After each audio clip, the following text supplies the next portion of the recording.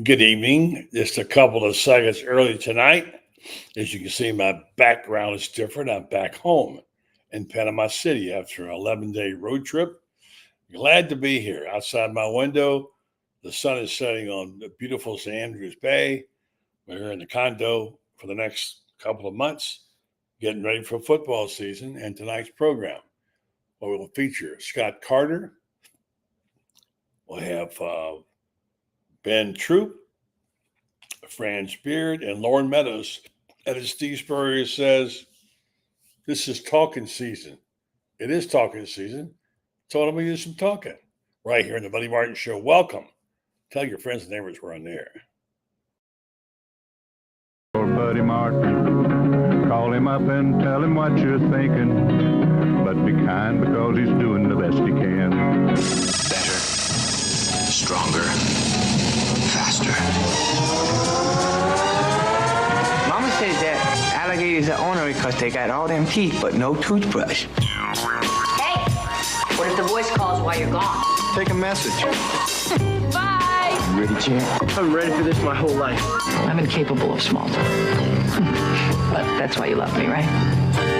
Kind of intimidating to be in the presence of so many great athletes.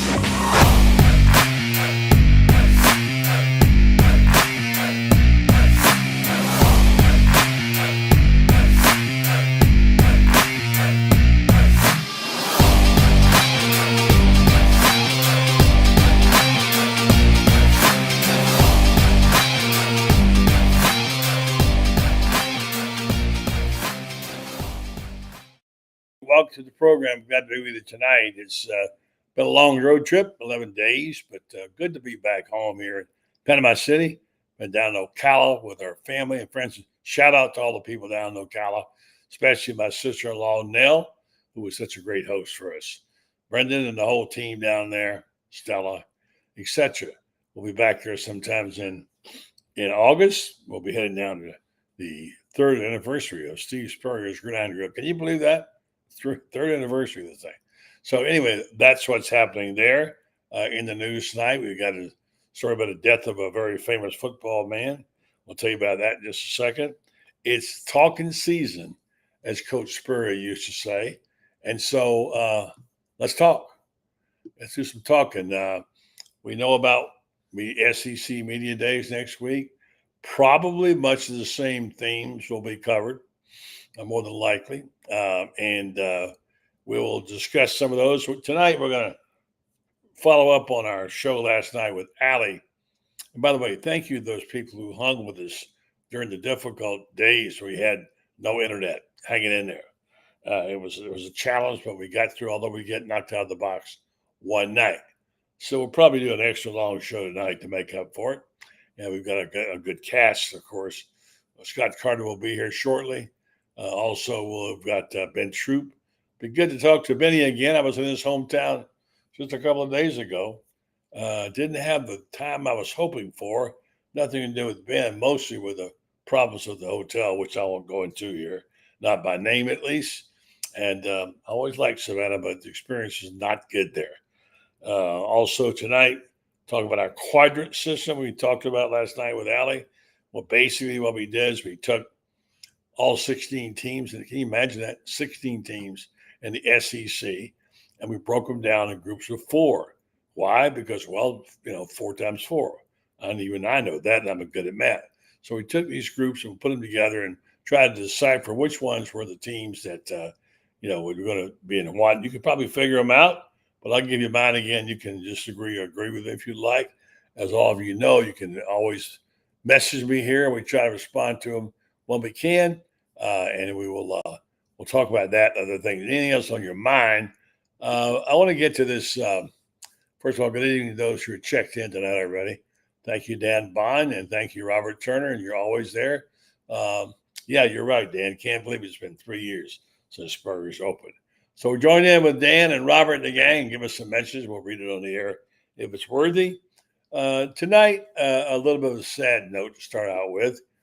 I know it sounds like he was old, but Monte Kiffin, one of the true legends of football. And we all know about the Tampa 2 defense. He invented where they have two cornerbacks playing on an island. And Monte Kiffin is a longtime football man, father of Lane, the guy that is very, very well respected. Although his son, a bit of a loudmouth, a very good coach, he also he mentored him. I have a picture here I'm going to try to find, if possible. I love this picture. And you forget sometimes that that guys were fathers and sons and what have you. And as much as we like to make fun of Lane Kiffin and etc., the fact is he's a heck of a football coach. He had a dad who was great. He was a signature of defense he put in there in Miami. In Tampa and other places. Monte Kiffin passed away peacefully at 84 today in Oxford. The story says, surrounded by family and friends, as his grandson Knox said, he's free of pain and smiling down on us from above.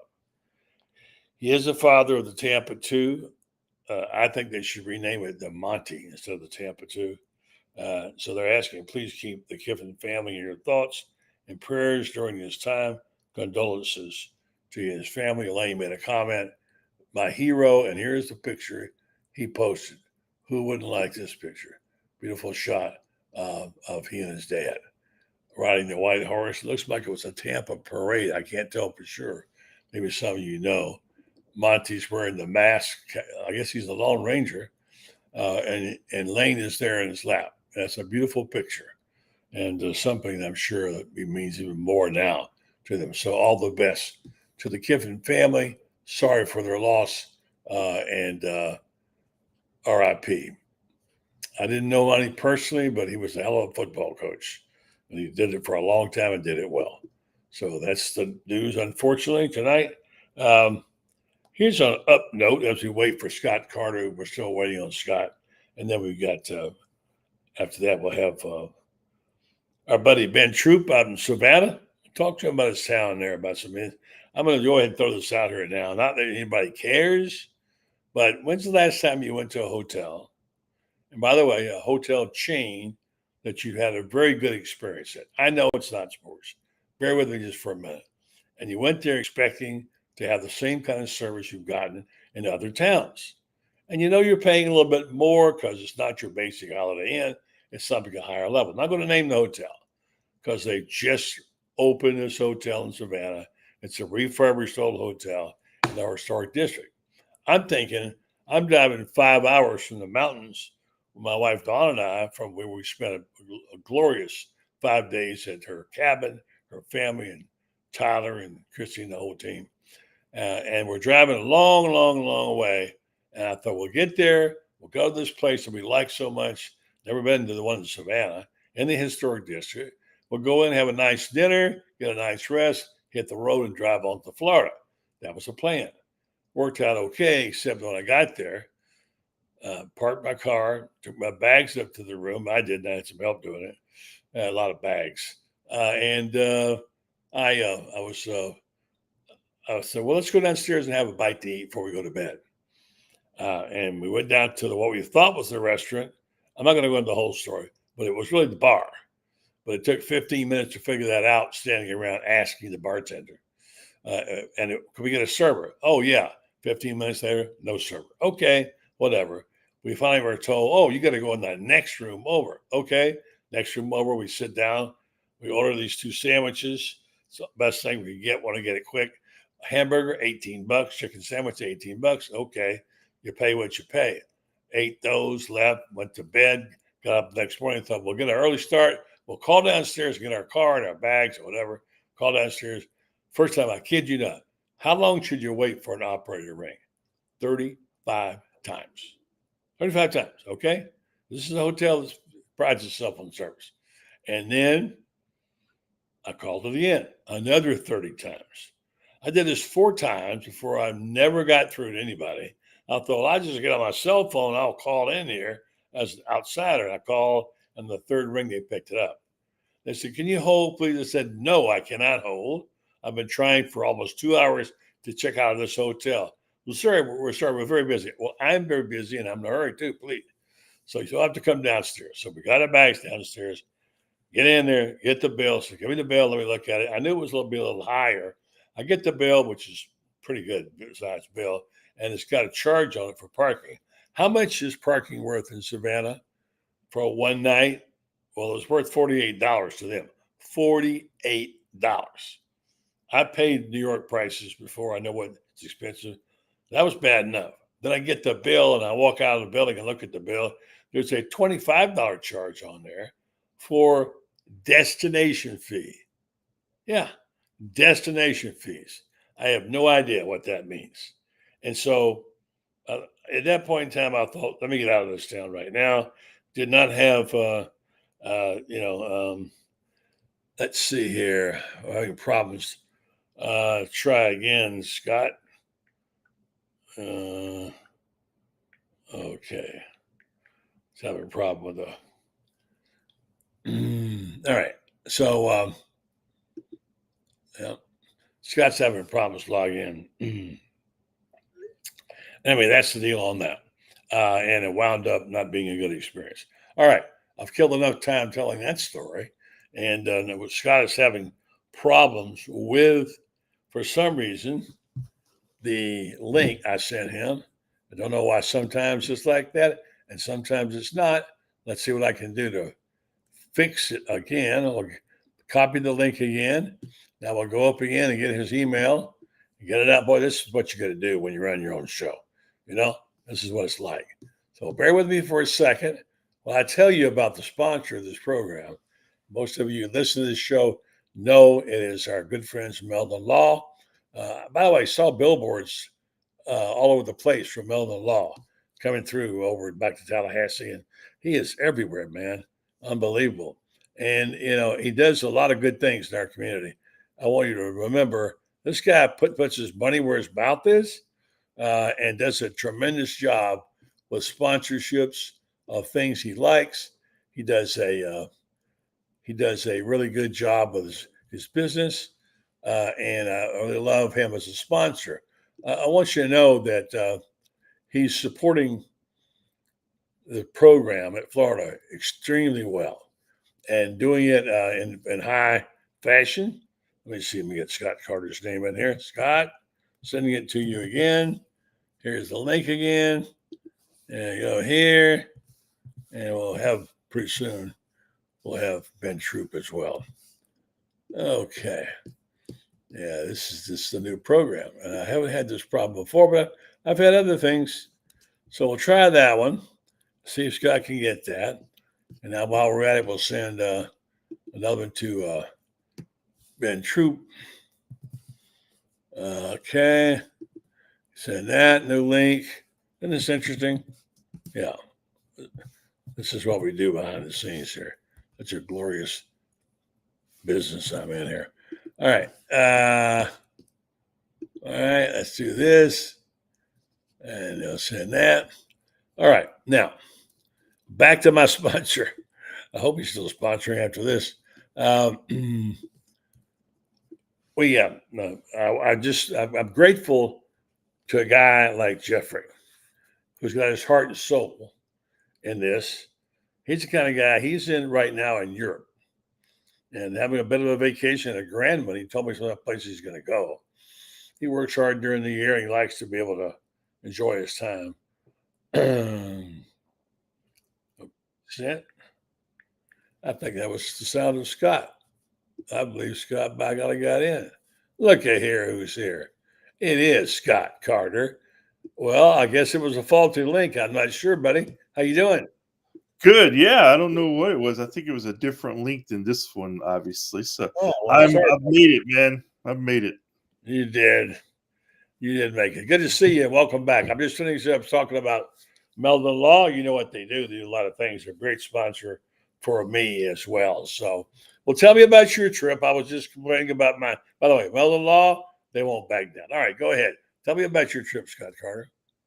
You know what, man? I just got in the car and I took my daughter up to Nashville the first day. My dad, who lives in East Tennessee up in the mountains, he came over and picked her up. And then my son and I we ended up going up to Louisville, spent the day at Churchill Downs, and went to Indianapolis. Did not bump into Anthony Richardson, but we were in Indianapolis. Then we were in Chicago for about 5 days. Yeah. So, had fun there. Went to why were you in Chicago?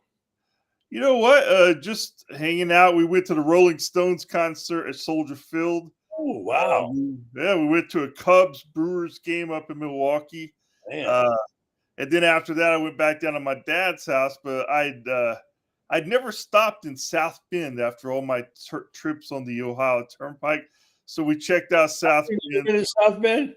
Never had been. Wow. Which, I've never been to a game there. The stadium was nice, but kind of, not exactly. It's just a nice campus, but nothing over the top. It was, and then went down to Ohio State to check out Ohio State, which, big old state. A real tour.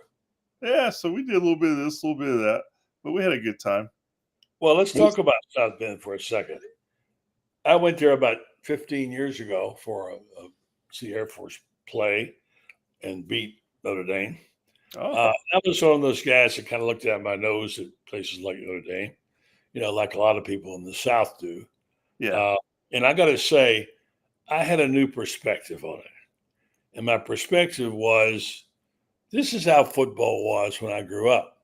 This kind of arena, basically on the campus, right there on the campus, touchdown, Jesus on the wall, bare bones, not anything that's necessarily with the odd markings in the end zone like they've been forever. And this said to me tradition and history. So I guess if I was really honest about it, if I said if a Martian came downstairs and came down from up above and said, "Show me college football," I'd have no problem taking a Notre Dame and say, "Here, this is now it's not my kind of brand of college football, but college football was in my era growing up." So much tradition there. No, it's you kind of sense the history a little bit there. They've done some work on the stadium where they built kind of like Florida State had done before they renovated Doak Campbell, where they built all the halls on the outside of the stadium where they're doing classes and stuff. But you could tell that the stadium had been around for a while. But caught my attention a couple of things, buddy. First of all, how just nicely manicured the campus was. Yeah. Just beautiful grass and grounds. And, you walk around the stadium there, you see the Newt Rockne statue, the Dan Devine statue, Ara Parsegian. So you sense that history. And I walked over to the bookstore and I walk in, and the first thing I see, they have these T-shirts that just came out that day of the Four Horsemen. So when you talk about history, you gotta have one of those, man.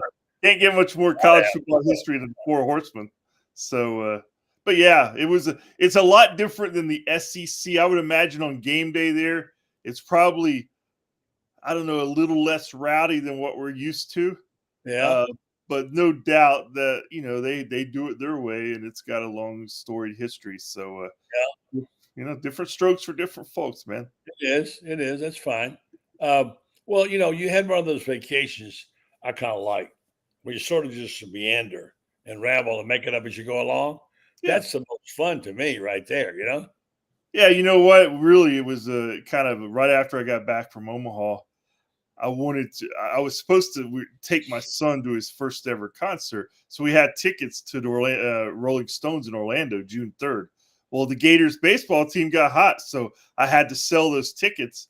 And on June the 3rd, I was in Stillwater. So I'm like, I'm still going to take him to his first concert, the Rolling Stones. So I had to look and see where I could link that's how you going to beat that? I mean, so that's where we went. We ended up in Chicago, and I figured while we're there, let's take him to some places that he hasn't seen. So he's only 11, so we had a good time.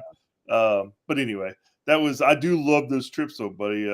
Just get in your car and, you fly so much, you miss a lot. And I've always told people one day I'd like to just get in my car or camp or whatever and drive all around the country for about 3 or 4 months, because there's a lot that I haven't seen. The road, right? I mean, what me at? That's right, man. So I'm with you on that. And, it is, you've probably been by the way, I know you heard about Monte Kiffin passing. I did. Tampa, you knew of him, and what a legendary guy he was. And His son may be a jerk, I don't know, but good football coach. Monte was a class guy, I thought. He was dealt with him some down in Tampa when they were, had Derek Brooks, John Lynch, Warren Sapp, Rodney Barber. Just one of the great defenses, I think. When Tampa you look 2. back at it. And yeah, the Tampa 2. He was an innovator, helped them win the Super Bowl, had some great defenses, and he was also a character, kind of a riders coach in a lot of ways. He knew what riders looked for, and he just had the kind of colorful personality that made him a natural subject. So one of those old school guys that you don't see many of them anymore, but certainly the people who were around him and football people, especially coaches, respected him. Riders respected him. He was just one of those guys that you're glad you met. I propose that they name it the Monte instead of the Tampa 2. That'd be good, man. He created something that still has lasting power today, and it's hard to do when you're in his profession. Not many guys are credited with something like that. So rest in peace to Monte Kiffin, a good guy. This guy knows about Monte Kiffin. That's right, man. Oh yeah, man. When you guys just said it, I didn't even know he had passed away. When I had a cup of coffee with the Tampa Bay Buccaneers, and I was able to be down there, and Monte Kiffin was talking to me, we'll go to practice, and there go Rondé Barber, there go Derek Brooks. Obviously, ain't no Warren Sapp, ain't no Simeon Rice no more, ain't no John Lynch, but when Monte Kiffin spoke, everybody listened. John Gruden, Bruce Allen.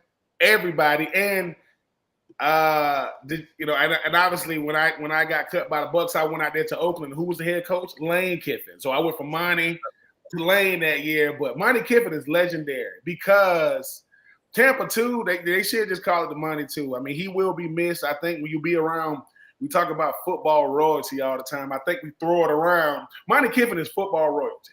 He really, really is, and he will be missed. The hardest thing to do in sports is to do it at a high level to be remembered for what your contributions. If you don't know who Monte Kiffin is, you don't know football. And like I said, he would definitely be missed. He was a legend of the game. He was a mastermind of the game. And if you ever want to see something beautifully done, just go back to 2002. Turn on that tape with the Tampa Bay Buccaneers defense, and I want you to watch number 55. Take away.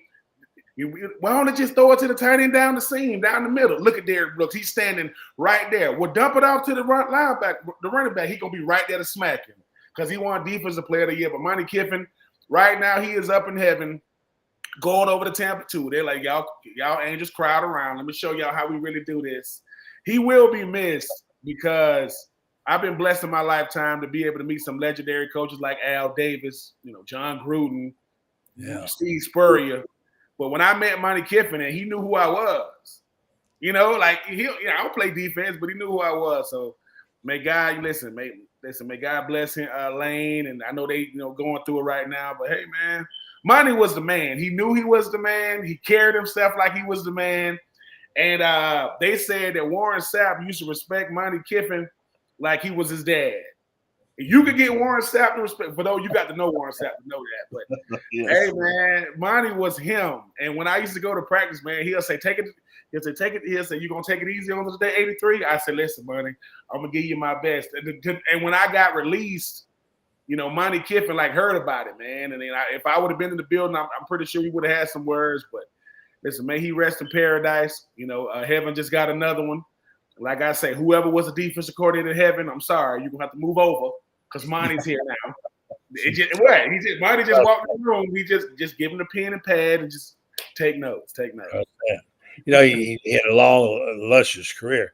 One thing we forget about, guys, and Scott, you and I cover these teams, and we forget about that they're all dads or uncles or brothers or whatever.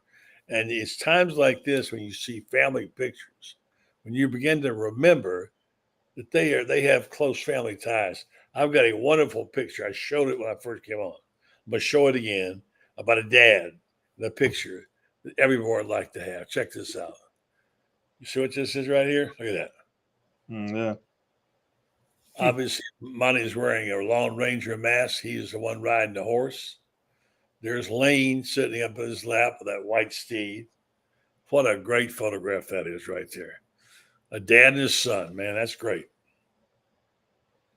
Yeah, no, that's part of why he did it, I'm sure. And then his son followed in his footsteps, so they had a great relationship, and even worked together at Tennessee, right, for a little while in USC. So had to be a thrill for Lane Kiffin to have his father on his staff. And but yeah, I mean, most of my memory of him is going to come from Tampa, and I think Ben just kind of hit it on the head from an insider's perspective. I mean, if you were in Tampa around that time and you knew those Bucks, I mean, Monte Kiffin was every bit the name of the day as Derek Brooks and Warren Sapp and those guys. Yeah, part of it. Yeah, he's him. He's man. I think too often at times now when we talk about football, we do players now a disservice because they come to these schools and teams and we don't tell them the history. They think, oh man, I'm the greatest. I go, ain't no way. What? And then when you show them, they say, oh, that guy was pretty good. No, that guy was great. That guy you watch. Like, listen, I get there's an Aaron Donald, and he might go down as, but Warren Sapp was a hellraiser, right? We say, what? And then I know that Patrick Mahomes can throw that thing like we've never seen. But I saw Dan Marino. I saw, Joe Montana. And when you start saying that, it's like, look, you can only do what has been done or set a new bar. That's all. You're either going to do what's been done. With Monte Kiffin, the Tampa 2 sounded like a bunch of mythical characters just on this field. And then they'll come out there, and you see Derek Brooks. You expect Derek Brooks to be 6'6". Derek Brooks barely 6 feet tall, right? Yeah. But when he put that 5'5" on his chest, and Derek Brooks is the nicest human being you're ever going to come across. I caught a pass on Derek Brooks. Mind you, he's probably in year 10, 11. I'm in year 4 or 5. And when I catch a pass on him, I walk by and say, my bad, Derek. He said, no, Troupe. It's like, I want to call him sir, because it's like these guys are I tackled Rondé Barber when I was with the Titans because Harry Collins overthrew me. And he finna pick it off, and my momentum, I slammed him on the ground. I'm on the ground telling Rondé, boy, I'm sorry, Rondé. Hall of Famers, right? So, and when you on the set, so when you see a guy like Monte Kiffin who said, the perfect defense can only be run by the best players. You give me the right guys, this thing will look like poetry, and you will not play the weak side linebacker position better than Derek Brooks. They don't make people like that. He spent his whole life in Florida. Grew up in Florida, went to Florida State, got drafted by Tampa. Got a school started down there by him. There go Warren, and like one of my favorite memories, not to interrupt you, but was that being at the Super Bowl in San Diego at the end of the game when it became evident the Bucs were going to win the game. Yes, if they took Derek Brooks and Warren Sapp out of the game, and they walked off the field during the game, arm in arm, like two proud warriors. We did this. That was a great moment watching those guys do that. And by the way, one other quick thought before I let Scott go. He just got home. He's going to go get some rest. He's worn out here, I'm sure. He said, look at that picture again of Monte and Lane on horse. Talking about dads. Talking about, have you ever had the opportunity to have your father come be with you in your work and sort of take part with you, whether it's a meeting you're in or whatever, and let him look at you and watch what you did? I have. And that was a glorious moment for me. My mom and dad were divorced, and he wasn't around a whole lot during high school. Later on, he was a newspaper guy, by the way. And so many, many years later, when I got my job as a sports editor of the New York Daily News, my dad was always loved New York. He never went there. He loved it, though. And I invited him to come up and stay with me. And at that time, we had a pretty good sized staff at the Daily News. He came in and went to the office with me. And number one, he got to sit in the staff meeting, my staff meeting with me, as I conducted the staff meeting with my people. I know he was so proud at that moment. The other thing was he walked out and he had introduced himself. He said he knew Jimmy Breslin. I don't think he really did, but Breslin actually, he knew him and said, come on, Marty, let's get some coffee. We'll go out. Great day. So I know you guys may have stories real quick about your dads, but having your dad in your workplace and having him look at you and with admiration in his eyes is a special feeling. Yeah, I mean, no doubt. That's just part of my trip I just took, buddy. Was I'm fortunate enough to my dad's still alive, and he's in his early 70s, and he had found a video, guys. He was in Vietnam when I was born. He didn't see me until I was 8 months old. Anyway, he had found this video in the last few months. One of his comrades over in Vietnam on the San Juan Hill, he had recorded stuff over there. So my dad somehow found this on YouTube and was showing me last week footage of him like before I was born over. So it was pretty cool. So that's a good little dad story I have right now. Ben, I'm sure you got one. Oh yeah, I mean the thing about my pops that make him who he is when I was working at ESPN Radio, you know, and BJ used to want to do these dad shows. Like on Christmas Eve, we'll do the dad show, and you know, my dad comes in. You know, asking my dad out. They think because I'm a sports guy, my dad just knows all the sports history. He does not. Like my dad just watches. But watching my dad be on the mic and him saying, "Listen, I'm just here because my son asked me to come. Like he said, I just want to be in his presence." And you know, because no matter what, Scott, you know, Franz, buddy, there are certain things a man will never grow out of wanting his daddy to be proud of him. I don't care who you are.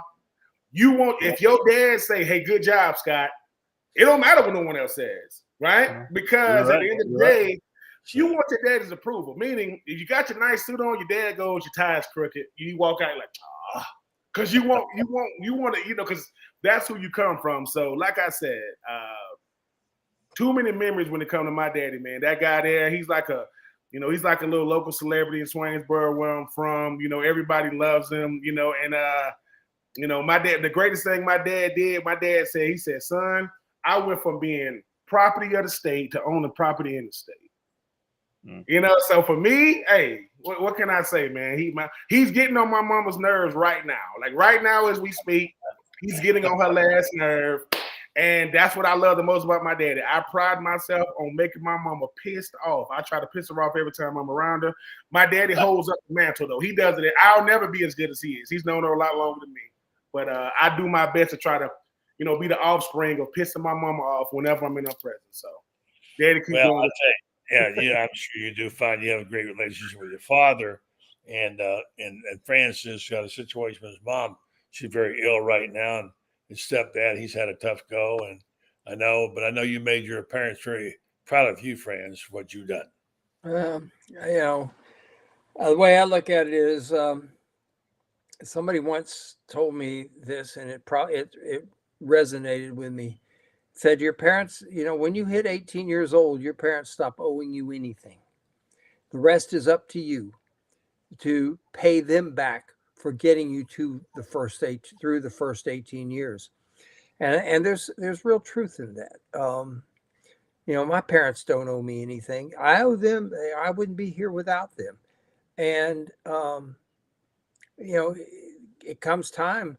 I grew up in an era when my great grandfather and great grandmother died at my grandmother's house. My grandmother died in my mom's house. Yeah. You know, that's the way it used to be. Your parents, you took care of your parents, and when they passed away, you were there with them. I just had the death of a dear friend, Casilda Lazarez, who was a professor with me at Hannam University in Korea. And she was from the Philippines, a visiting professor from De La Salle University in the Philippines. And she came there. We became just fast and dear friends. And she died. And she went out the way you ought to go out. She had her kids and her grandkids around her, holding her hand. She went out with a smile on her face. That's, you know, doesn't get much better than that. Well, I'm also very blessed, and I'm going to tell Scott goodnight here unless he wants to add something, to have my son work for me. He's been probably cursed by it. I've been blessed by it. So it's really great when you can work in your workplace with your children in the same profession. And I have two daughters who are also very talented as writers. And if there were journalism around, work papers, they could both make their living doing that. So it runs their genes. Any final thoughts, Scott, before I let you go? Night. No, guys, just, I'm ready for, 51 days, going out to Dallas on Wednesday for SEC Media Days to hear what's said out there. It's interesting. Gators in the afternoon session, grouped with Texas. So, we'll get to see Steve Sarkisian for the first time at the SEC Media Days. So I'm just ready for it to start, fellas. I know you guys are too. Talking season, man. That's right. That's right. Talk about it. I'm excited about it. Before I let you all go, I did this last night, and I did it with Allie. I broke down the conference with 4 quadrants, just because, an even number, 4 and 4, 16. And I found it kind of interesting when you look at it. You see who you're going to put in each quadrant. And you think, well, I can't put them down here. But then you start talking about who you want to replace them with, who's going to go out. You think, well, wait a minute, I can't put them down there either. So I think the level of competition is really incredible. If I said to you guys right now, for instance, if I said to you, let's look at the quadrants. I'll give you my quadrants real fast. It's pretty simple. All right, the bottom one is a group they'll win 4 to 5 games. South Carolina, Mississippi State, Arkansas, Vanderbilt. You say, wait a minute, Arkansas is better than that. Okay, you're going to put them in the next one above, Group 3 with 6 to 7 wins. Texas A&M, Auburn, Florida, Kentucky. Who you going to knock out of there, all right? Say, well, wait a minute. Well, but maybe Texas, maybe Auburn's better. Well, okay. Group 2, LA 8 to 9 wins. LSU, Missouri, Oklahoma, and Tennessee. Who do you knock out of there, right?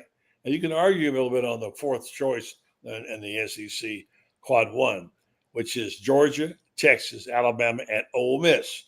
You want to play with Ole Miss, fine. But speak now or forever hold your peace on that. Go first, Scott.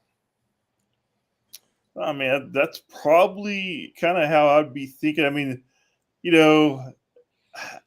it's hard. Yeah, it's hard to really knock on anybody. It's going to be such a unique season, guys, because Texas. When you add Texas and Oklahoma, I mean, those 2 programs historically, they match up with anybody in the league, basically, maybe except Alabama in traditional history. So I don't know. I mean, I don't know. I couldn't really mess with your 4 there too much, buddy.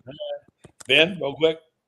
I mean, I respect the quadrant. I mean, I do think that, at the end of the day, Mizzou had an outlier type year. We'll see if they can do it again. Tennessee still did not beat Florida last year, right? And they're in a tier above, which I know they got a big time quarterback with a last name that's hard to pronounce. But at the end of the day, listen, right now Florida's in tier 3, got a chance to go up to tier 2. Well, I would say this. If we starting out at tier 3 before the season even starts, and obviously, we got a ticket to the party, but we paying the biggest price for our ticket right now with the schedule. We'll see what happens, man. We'll see if them creamsicle boys can live up to that tier 2, and we'll see if we can step up and take one of those guys out. But I like where we at right now, starting now. All right, Franz, give me 30 seconds on it. I'd rather start lower and have a chance to go up than start high and get knocked off, and all of a sudden you feel the weight of expectation on your shoulders from the rest of the season. If you start out, let's say in that 3rd quadrant, as you're talking about, buddy, and all of a sudden you get to 6 wins and people say, holy cow, these guys might be pretty good. You've got momentum, but you can lose. This is a game you can lose momentum in a hurry. And I'd rather start at the lower level and go up than start at the top and maybe get bushwhacked, at least for now. Fair enough. Good comment, Scott. Good night. Thanks very much, and have a good trip to Dallas. All right? All right. Good night, fellas. Talk to you soon. All right. Thank you, Scott. Scott Carter. Let's go to our other brother in here now and see what he's up to. Hang on a second. Franz, you're still there. Here's the dude right here. There he is, Coach Meadows. What's happening? You, baby. You're happy. I was gonna tell Scott, man, he got to start reaching out. I got connections at Notre Dame and Ohio State, man. He should let me know. I would have hooked him up. I think he probably just wanted to go just on his own, Yeah. you know, and see what he could find. I'm sure he probably had people in the house, but they could. But I just want to drive up there and try it. That's kind of a cool way to travel, isn't it, guys? Sometimes we just get in the Absolutely. car and go. That's a sort of a discovery vacation. I Yeah. had kind of that this time with myself, although I knew where I was going. But Yeah. sometimes it's just fun to get in the car and go, right? You do that in the Midwest, you'll come up on some cool stuff, man. It's a lot Yeah. of good little towns in between some of those places he was going, between Louisville and Nashville, and then going from Louisville to Indianapolis. It's cool. And then obviously the trip up from Indianapolis to Chicago, some cool little areas up there. So yeah, that's not bad. When I was in 2006, when the Gators played in Indianapolis, the Final Four, I flew into Cincinnati because I found out that I could fly into Cincinnati and rent the car for a third of what they were going for in Indianapolis. So I fly into Cincinnati and I go stop, and I had planned this out. I stop and I have lunch in what they call it. We pronounce it Versailles, but they pronounce it Versailles, Indiana. Mm-hmm. And Duke Werner's parents come up there to me. It turns out Duke's from Versailles, and 3 miles down the road is a little town called Milam. And if you ever saw a movie called Hoosiers, it's about Milam, Indiana. And I went in there. Oh my gosh, they even have a museum. I have my Milam 1954 state champs T-shirt that I got that day. Yeah. And they wrote me up in the local newspaper that a writer from Duke Werner's University of Florida Gators stopped in and went to Milam. And goodness, you see the old gym and everything like that, and it's really a special thing. But you're right. You can, sometimes you just drive around and you find stuff. When I was a younger sports writer, I used to love to go take drives when I had a few days off and go to college towns, big towns, small towns, just look at their stadiums and facilities and things like that. And you'd be amazed at stuff like driving up to Charleston, Johnson Haygood Stadium at the Citadel. You don't think of the Citadel as that. They get a 30,000 seat stadium. That's a gorgeous stadium. Things like that that you just overlook. Savannah State Tigers. Orange and blue, just like them boys in Gainesville. Yes, sir. Yes, sir. Home of the legendary Frankie Harper. Got a couple of comments from our listeners and viewers here, which we appreciate. I want to jump in here. They're loyal listeners or followers. Michael Burton said, "Creamsicle boys." That's great, Ben. Oh, they know that they know they're the creamsicle. Listen, and I'm being generous. I know it's a common term. He didn't know about it, but obviously knew it. Robert Turner says number 84 Florida is going to be tier 1 by the end of the season. He says. Robert Turner says that.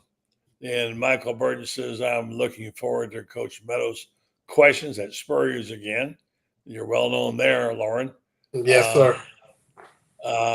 By the way, 3rd anniversary coming up in next month. Dan Bond talks like get some chili 5 ways. Well, I know that Cincinnati. I know that's a famous eatery there. Yes, sir. And then Michael Burton says chili at Camp Washington in Cincinnati. Well, it's not the place I know. Anyway, yeah. So there's a few comments. All right, so guys, let's talk about what's ahead here, which is next week, the talking season. One thing, we start making predictions about stuff, and I have these quadrants. Notoriously, the writers and the media are terrible at picking this. I mean, anybody could have picked Alabama. That's like picking your grandmother out of Count Basie's band. But back in the day. But now, you start talking about where these medium teams finish, that's a hard read. That's a hard guess because you don't have a whole lot to go on. You don't have a whole lot, especially since with all these dramatic changes. So when you talk about that, we're doing a series, by the way, Kyle Curtis on Gator Bait. He started last night with number 16, Vanderbilt. He does number 15 tonight. And obviously, we're going to fall into that last. But who's to say? Who's to say? I don't think it'll happen that Kentucky won't line it up and win 8 or 9 games. Who's to say Auburn won't get hot and win 10 games? That's the beautiful part about it is we don't know that. But we're talking season next week. I'm going to ask both of you, aside from the obvious, which is we know Oklahoma and Texas would be it, what are the things that you most want to hear about out of SEC Media Days? I'll start with you, Loren. What would you like to hear out of SEC Media Days? Is there something more you want to know? By the way, I know that Kalen DeVore will be prime property because he's the new coach.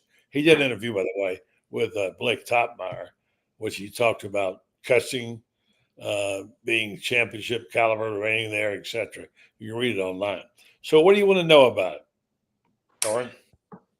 Well, obviously, homer pick. I'd like to hear what Billy has to say, now in year 3 and just more about where he thinks his roster is. And if he'll kind of shed light on the fact that this is the year that he's told several people and even publicly said that, this is where he feels like he has all the processes in place for a team to compete at this level. And where he thinks that'll go. Year 2 at Hugh Freeze, I think that'll be another one. And then I think, a lot of people buying Ole Miss. So it'll be interesting to see what Lane Kiffin has to say, kind of where he's kind of ran under the radar a little bit and kind of been able to sneak people. Now he's going to kind of become the hunted and how his team will handle that. And really, this will be the first time at Ole Miss that they've been considered, possibly a dominant defense and where that may come into play. So that's kind of my 3, I guess, would be interesting. Right.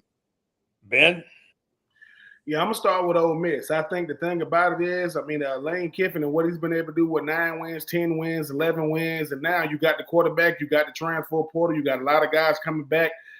Is this the year that Ole Miss does the unthinkable and competes, for an SEC championship in Atlanta? And you ain't hiding, as Loren just said, right?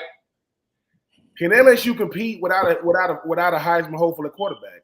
Because when they're good, they got a Heisman. They either got a Heisman hopeful or a Heisman Trophy winner at the quarterback position. Outside of some thrills last year, who's going to be the guy to get LSU back, to a level of playing for, potentially, trying to beat out Ole Miss or being that second team. And the thing about Florida is this. Yes, you got Shamar James. Yes, you got Montreal. Yes, you got Graham Mertz. Is Billy Napier gonna go up there with his chest out and say, look, man, I can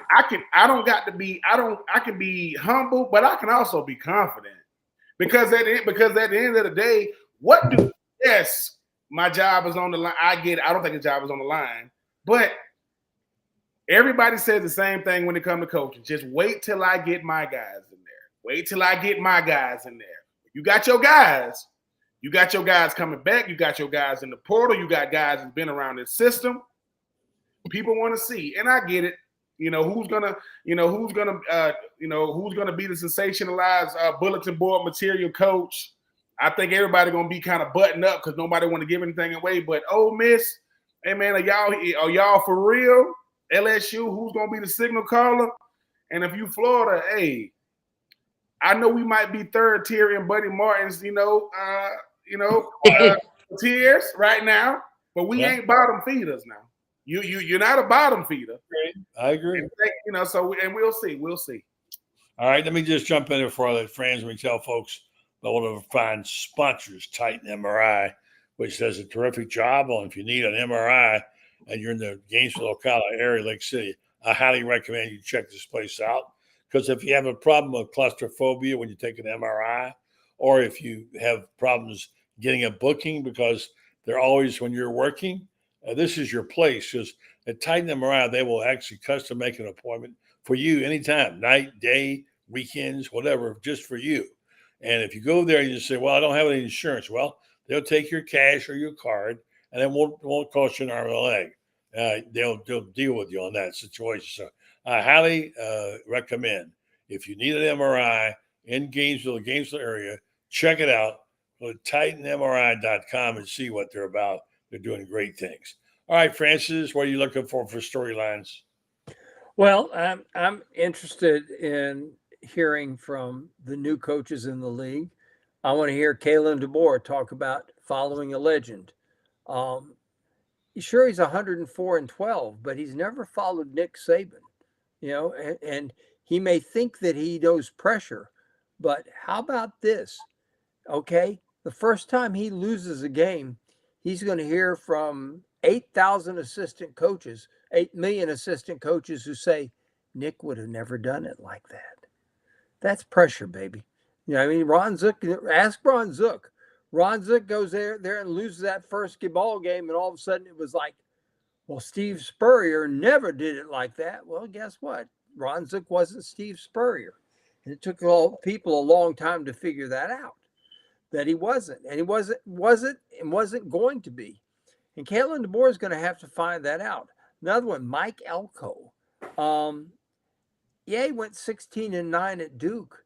Now they're acting like he is the second coming at Texas A&M. But, of course, they thought that Jimbo was the second coming as well. And how'd that work out? And the first time he loses a ball game, they're going to be saying, what the hell were we thinking when we got rid of Jimbo? I'm really interested to see that. The second thing I want to see is I want to hear Lane Kiffin talk about going into a season confident that he has a defense that can get him the football. We all know his offenses are as good as you'll find in college football. Year in, year out, nobody really does it better than Lane. But now he's got a defense.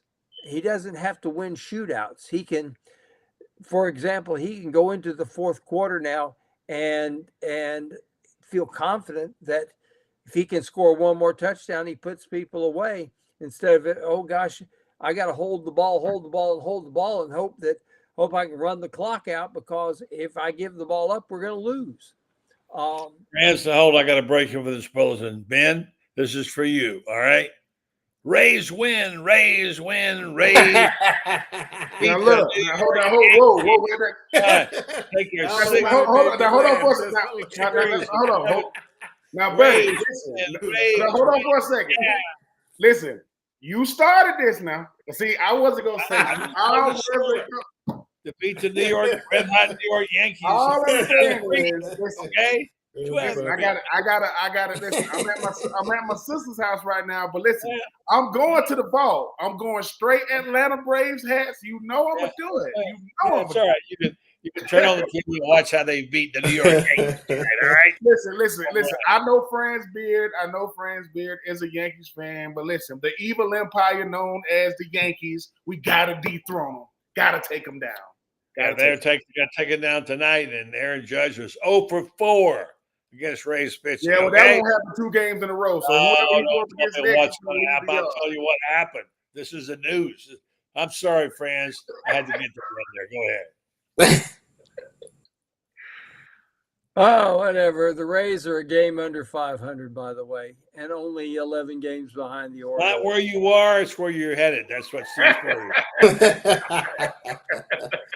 Well, all I can say is right now they're headed toward. They have a real opportunity that they could sink below the Toronto Blue Jays into last place. They've also won 6 of the last 7 series. How's that? Put that in your pipe. And what they really need in the worst way is for the people in the Tampa Bay area to get together and say, let's build us a stadium. And get out baseball, right? Move on to football. Finish up. I've been saying that for years, buddy.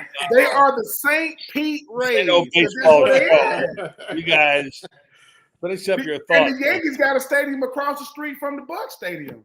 Good. Yeah. And you know what? Tonight you're losers, okay? The stadium that's across the street from the Bucks from Ray J is built to expand too. They could build. We'll have to get back to Laura to get back to football. I don't know. Yeah, you guys hate it when you know you have to talk about the fact that the Yankees were winning championships when. All right, Loren, who will win the most games? The Sooners or the Longhorns? Whew. Oh, I'm gonna say Longhorns. They're favored too, but some could be sneaky good. Right, but QB's big to me, and I know that a lot of people like the. I mean, the young kid at Oklahoma is supposed to be pretty decent, but I'm gonna go with the experience. And I can understand Texas, man, what about you? I do think Vernon was gonna have a bounce back year, even though he gonna have to do it in the SEC. But I just think that Texas. I mean, Ewers he a bad boy, man. I mean, if he don't get hurt, they beat Alabama 2 years in a row. He got hurt the first year, and then they end up losing. He played the whole game and they won. I mean, so yeah, Texas. I got them. Having a better season this year than the Sooners. They love that. They love Texas. Franz, Texas or Oklahoma? I think Texas is going to win more ball games, but I don't think Oklahoma is going to be anybody's slouch this year. They're going to win a lot of ball games. Brent Venables, people don't realize he ran an SEC defense when he was at Clemson. And that's why Dabo brought him there, was to run an SEC-style defense. And he did it. So he's been preparing for this moment. It's going to be an adventure for him because he's going to break in a new quarterback. But everybody who's breaking in a new quarterback is going to have difficulty in this new SEC this year. The one who's not going to have any trouble at all, I'm going to tell you what, is the University of Florida. Graham Mertz has 43 career starts. 43 of them. I don't know. Let's see. I'm trying to think of who's got half that many starts. And let's see. Quinn Ewers does. The Brady kid at Brady Cook at Missouri does. That's about it, far as I can tell, for experience in the SEC. You win as Loren, as you have pointed out so many times, it's the single most important position in football, maybe in all of sports, because it is the one position where one person handles the ball on every single play that you run offensively, and that's how you score your points. So it's going to be interesting to see how that all plays out. But Florida's got the experienced quarterback, which is why I think the Gators, I like that they're flying under the radar right now. And I like the fact that even people like Connor O'Gara at Saturday Down South is admitting, he said, well, last year I screwed up by underestimating Graham Mertz. I don't think I need to be doing it again. But everybody is, once again, underestimating the Gators. And yet they've got the guy at the most critical position. If he has an offensive line, the Gators are going to be really good. And I think the same thing is going to be true with Jackson Arnold, that if his offensive line is really good, the Sooners are going to be good. We know that Texas has all those offensive linemen back. Quinn Ewers can roll out of bed and he's going to be good. All right. Yeah, good. Now, what team not named Florida, because they've become the darlings of this pick now, is a sleeper team in the SEC? Hard to call the top tier teams sleepers. So if you had to pick a sleeper team, somebody's going to do not just better, but much better than you think. I think Florida fits my definition of that possibly. But Loren, let's start with Ben. Ben, you got a sleeper team in there someplace? Give me 20 seconds on it. Auburn. Because I think the thing about it is Auburn is real similar to like Florida. I think the thing about Hugh Freeze, I mean, I know his first year back in the SEC. Auburn gets a recruit in the great state of Alabama. I think they had a trying to figure it out year. I think this year because Auburn works just like this. When you don't expect Auburn to do much, they could be hell beaters. When they're high expectations, they kind of fall short. I think Auburn can be that sleeper pick to good enough to knock off, a big time opponent and have a better season than most people think they can. All right, Loren. Kentucky, led by Brock Vandagriff at quarterback, transferring from Georgia. They are going to be nasty up front on defense. Nasty. They have Jameis Dumas-Johnson, who has never lost a game that he started at Georgia on the edge. I think they're going to be very, very good up front on defense and go from there. Yeah, but he was playing at Georgia. There's a difference. So if you say so, you got to see, buddy. You got to see this dude on the hoof. Back me up on I'm this. not doubting that. I'm just saying. Yeah, he can go. He can go. I think I can win a couple of games as linebacker.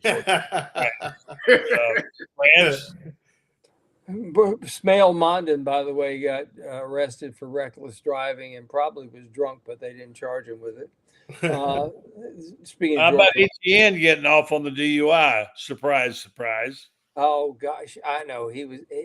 He thought it was lemonade. That's what it was. I think the team I think is going to be the real surprise team in the league is Oklahoma. And I really believe that Brent Venables is going to surprise people. I know some people think it's Oklahoma. Well, yeah, but people underestimate the fact that they've got the tradition of seven national championships and 7 Heisman Trophy winners. SEC teams are going to find out going to play at Oklahoma is not going to be a walk in the park. It's going to be a tough place to play. And I think they're going to be well prepared for the SEC. The team, the dark horse to go the other way, LSU and Texas A&M. Between the two of them, I think are well prepared to take a hike in the opposite direction. I did a show with Allie last night. We're talking about quadrants, and I had Missouri, of course, not in the top quadrant. I had Texas in the top quadrant. Allie looked at the schedule and said, look, you don't understand. And she broke down the Missouri schedule. It's a piece of cake. Pansies. They're going to fall down and win 9 games. And they got nobody to play. They got everybody's homecoming opponent. Yeah, and they're easily going to win 8-9 games, maybe 10. And, Texas are going to have a harder. Texas may very well lose 3 games, guys. Very well, So could Georgia. Georgia's got to play at Alabama, at Ole Miss, and at Texas. Right. And and you know how many games they have won on the road against top 5 opponents in the last 7 years? None. Zip. Ben, I would say this too, that I have this term called residual impact. I talk about it a lot. When you fight in a fight game and you fight a really good boxer once a month, a period of time, 6-8 months, that your body gets beat up. You keep getting beat up. This year's league is full of residual impact. You're going to get pounded by these good teams.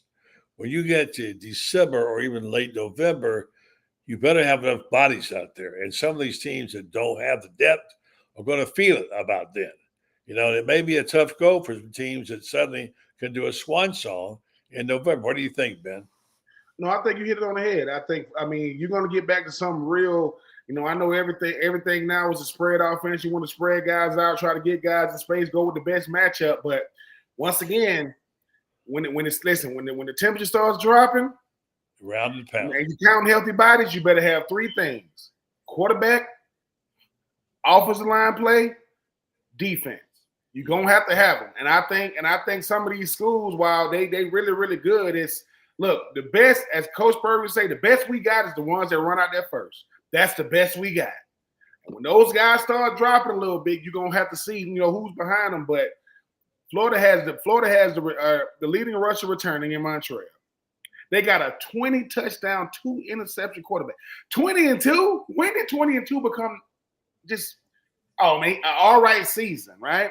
and you got an offensive line, and you got a defense that, hopefully they can go out there and just play complimentary. Like I said, yes, I'm going to be biased to the end. My glasses are definitely orange and blue. I think that Florida is built because Florida is going to – that first month and a half of the season will decide how the games look at the end of the year. Because that gauntlet, there's gauntlets and there's Florida schedule. Good Lord. That back end is unforgiving. But I call it the Bataan Death March. But at the same time, the reason why people say, well, Ben, have you ever seen a schedule like this? I go, listen, Florida was 3-3 in 2003. Their next 5 games was at LSU, at Arkansas, Georgia, Vanderbilt, right, and South Carolina on the road. And their quarterback was 18. So I've seen this before. I've seen this before. I think Florida, like I said, at the end of the day, everybody wants to beat Florida because it's a big win, but I just think Florida got a shot because I think they built right. I really, really think they're built the right way. And for everybody in my Twitter feed that thought Montreal Johnson was going to leave, what you got to say now? Everybody thought Montreal was leaving. He's going to transfer. Just watch what we do this year. Graham Mertz coming back was the decision of the offseason. That was the biggest one. He's healthy. We will see what happens. DJ Lagway, they give you a couple of plays. Go put your hat on and drink you some Gator. Go drink you some real Gatorade. Made for Gators, by Gators. So everybody else that say Powerade tastes better than Gatorade, you're a liar. You just don't think that it's not. You're lying to yourself. Stop it that. Sucks. All right, Loren. Powerade sucks. It really does. All right, Loren, go ahead. Yeah, just to kind of put people's heads to bed. We talk about the offensive line. Ask Osiris Torrance if Rob Sell can coach offensive line. Ask him if he was prepared for the NFL game after Rob Sell coached him and got him coached up. He'll do the same with this unit. I think they will be vastly improved up front. We talked about the quarterback, and you don't find a better receiver coach than Billy Gonzalez anywhere in the 50 states. So, kind of give you some positive. I know I get talked about for being negative, but, Florida is equipped with the people around the players to get them where they need to be, and now they just got to go out and make plays. Sounds pretty positive, Franz. Well, it should, and I'll throw something in. Everybody is saying, well, gee, all they've got is Trey Wilson. They don't have anybody else. Trust me, those two transfers they picked up are studs. And they got some kids who can flat out fly. Aiden Mizell, his parents were like Olympic track candidates. I mean, they are All-Americans in track at UF, coached by the greatest coach in the history of sports Florida, in the state of Florida, and that is Mouse Holloway. But you look at his parents, Andy Jean. You were talking about him the other day. He doesn't look like he's moving fast, but then you notice that everybody's running after him, chasing him. Another one, and the 2 freshmen, Tank Hawkins and Abrams. Those guys were recruited for one basic reason. I ran into Billy Gonzalez after a practice one day. I was going home, and I ran into him. And of course, we've known each other for years. And I said, "How are you going to like coaching these guys?" He says, "I'm drooling." So I think Florida's wide receivers are going to be difference makers. I think the Gators are going to be a lot better than people think. Now, we get to midseason, we'll see who's got the injuries and who doesn't. But if Florida's healthy, Florida's going to be good come midseason. Gentlemen, a very good job tonight. We're going to say good night with Renstar Medical Research. Thank you, Ben. Thank you, Franz. And thank you, Loren. You guys catch up to you next week. All right? Thanks. All right, gentlemen. Go Braves! Go Braves! Get out of here. Rays win. Rays win. There you go. All right, folks, I want to say thank you to you for listening and watching. We're back in Panama City at home here. Looking forward to getting in my own bed and sleeping tonight. Getting a chance to enjoy the beautiful sight out this window, which is St. Andrews Bay. It's beautiful. Good trip. Glad to be home.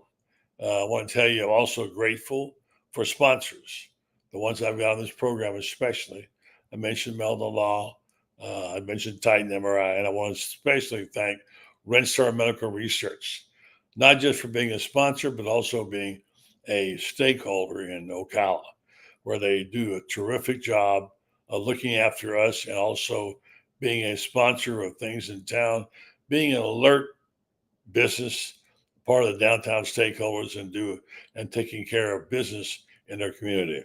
I thank them every day, certainly with Mary Brantley, the wife of Scott, and Joe Sorrentino, and all the team down there. They do some terrific work in the health industry. You should know about it. One of the keys to getting better medications and treatment and better health are the clinical research trials that they have to test out new products. They do that very, very well at a high level at Renstar Medical Research with a group of professionals. And they like to interview people. They'd like for you to apply. Go to renstar.net if you think you would qualify for one of the many clinical trials they've got coming up. They'll list them at renstar.net. If you qualify for one of these, you get to help your community members, but also you could get compensation for time and travel. You also would be accessing some special medications that are not usually offered to people, and maybe even some medical devices, and no charge to your insurance. Check them out. I highly encourage you. Go to renstar.net, and if you're so inclined, see if you qualify for some of these clinical trials, which are so helpful to us. Renstar Medical Research, seeking tomorrow's answers to the health questions of today. Thank you tonight for joining the program. Thanks to our guests. As always, we have the best in the business. Like I say, mediocre host, but terrific guests on the Buddy Martin Show. That's it for the weekend. We'll come back and catch you on Monday night. It's underway. SEC Media Days. Next time we talk, right here. Have a good night.